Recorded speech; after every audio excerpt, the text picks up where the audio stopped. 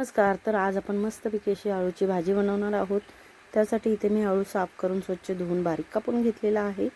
त्याच्यानंतर त्याच्यामध्ये घालण्यासाठी इथे आपण मक्याचे दाणे घेतलेले आहेत. तर मक्याचे दाणे आहेत ते मी थोडे उकडवून घेतलेले आहेत मीठ हळद घालून. त्यानंतर इथे लसूण आणि मिरची जी जाडसर अशी वाटून घेतलेली आहे. कुकर तापत ठेवलं, तेल घालून घेतले. तेल चांगलं गरम झाल्यानंतर आपल्याला आता त्याच्यामध्ये हिंग घालायचं आहे.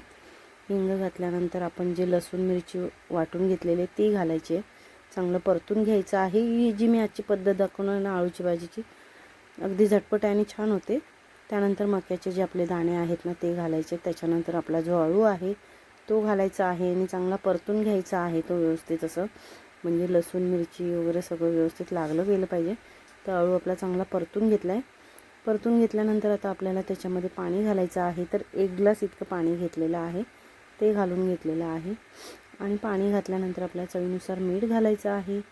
मीठ घातल्यानंतर आता आपल्याला व्यवस्थित मिक्स करून घ्यायचं आहे. आणि मिक्स करून आपल्याला आता झाकण लावून घ्यायचं आहे कुकरचं.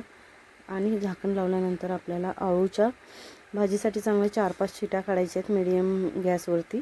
आणि त्यानंतर असं 5 मिनटं झाकून ठेवायचं. तर इथे बघा 5 शिट्ट्या काढल्यात.